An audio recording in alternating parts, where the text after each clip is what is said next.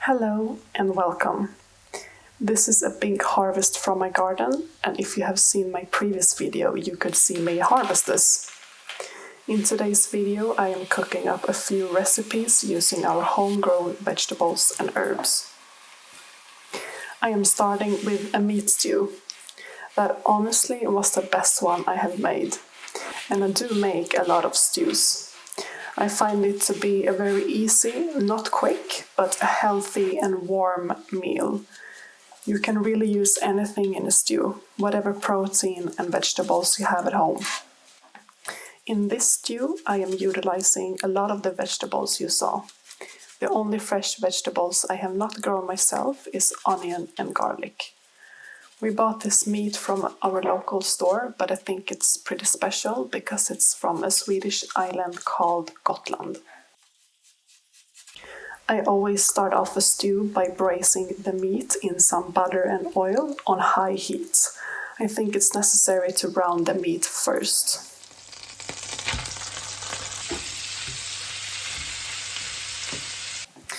Onion, carrots and celery is a good base for any stew, but in this case I am using fennel instead of celery, since I did not grow it this year.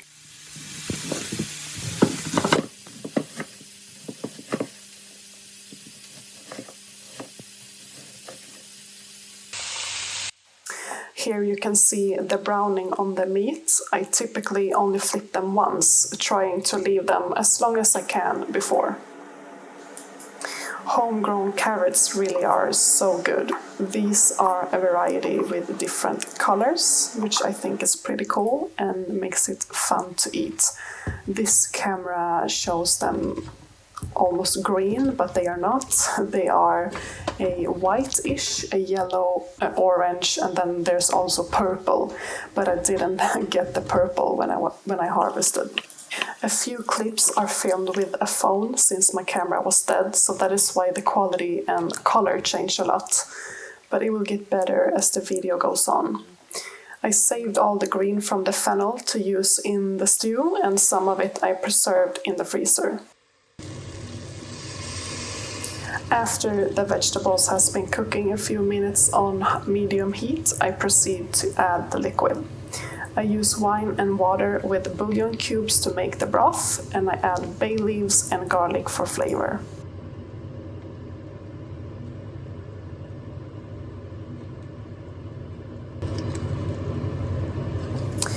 The meat gets perfectly tender after at least 1.5 hours.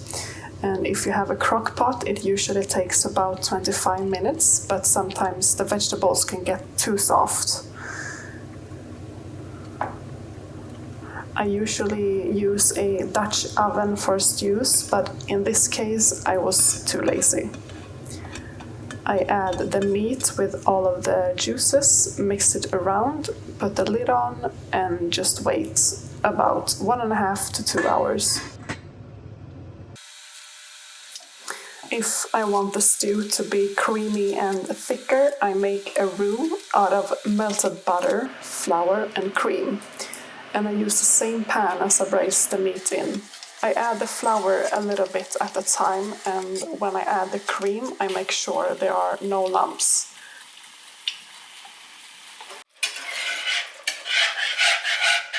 It should look a bit like this, and I keep adding until wanted consistency.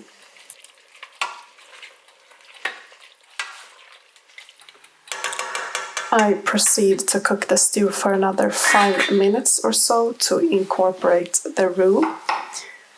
And this is a perfect time to add the vegetables that doesn't need to cook for long. For example, zucchini, which I had, or it could be tomatoes or eggplants, whatever you have.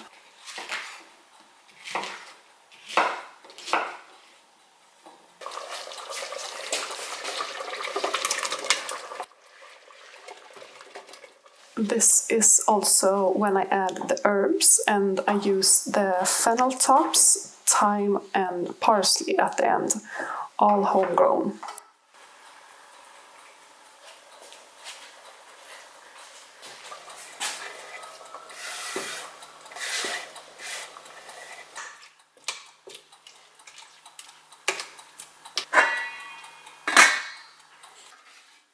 I have been harvesting a lot of cucumbers, more than we can eat fresh, so I've preserved some of it, which will be in another video.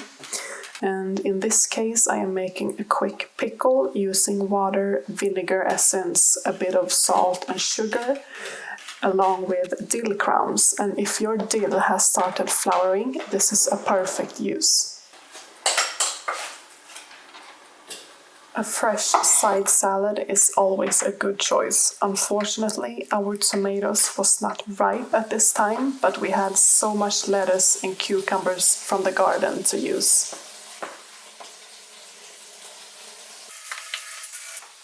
It's a must to serve potatoes with stew. Also not homegrown. Keep in mind this is my first season of growing, but they are a Swedish delicacy in the summer and they are called färskpotatis, translated fresh potatoes. Bon appetit!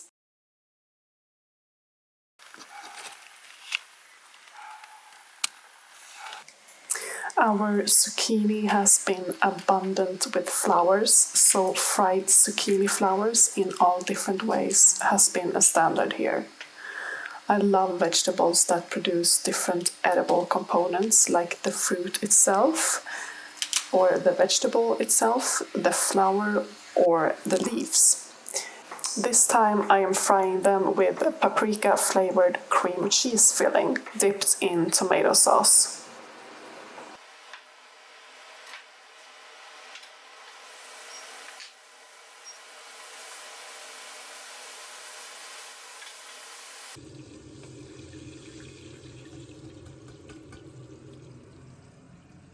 Not only did we get a delicious side dish with the fried zucchini flowers, but we also used zucchini in the pasta. In the following clips, we made them without filling and with lemon zest and a squeeze of lemon juice. And it almost tasted like a dessert, which brought me to new ideas in the future. But with this we had lamb, also from the Swedish island Gotland, with homegrown herbs and a chimichurri made with our own parsley and chili.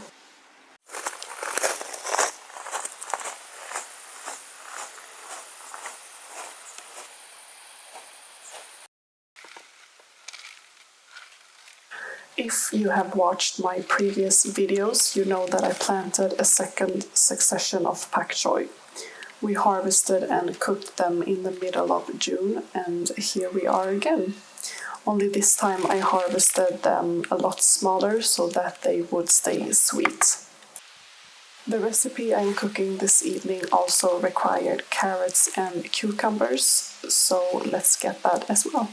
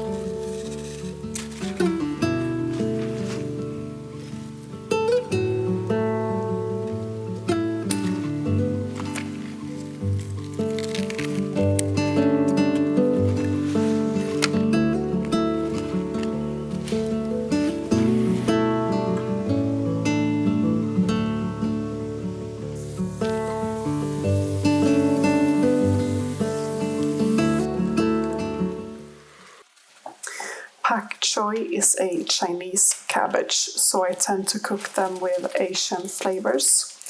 Today I wanted to make a quick wok, only we did not bring our wok pan moving here since we have induction.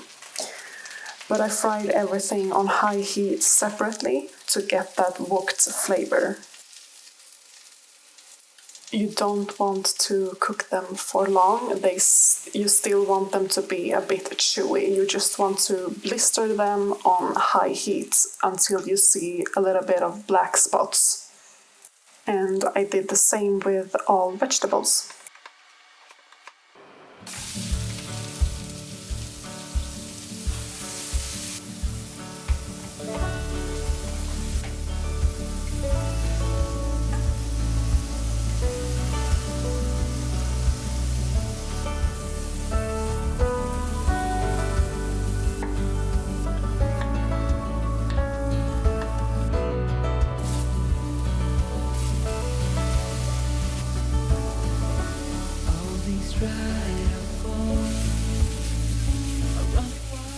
I am adding Chinese soy sauce to the mushrooms, and in the same pan I add the noodles, which I fry super quickly just to let it suck up all of the flavors, and then I add everything else.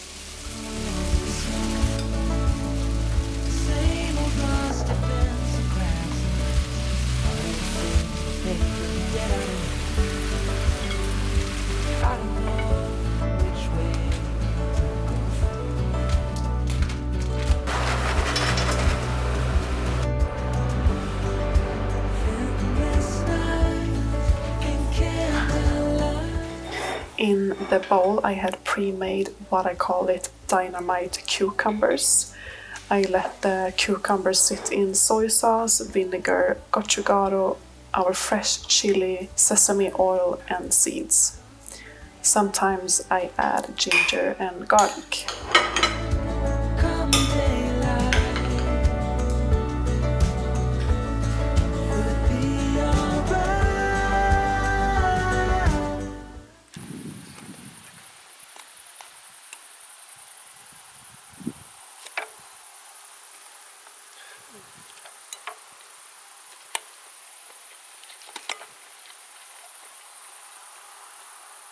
You can really hear the crunch, it's so satisfying and delicious. Eric is complimenting the food, and we enjoy food so much, and to experience it together, it's one of the things that brought us together.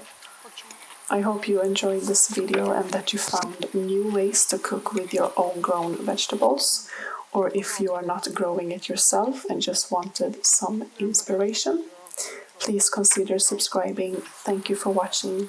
Bye!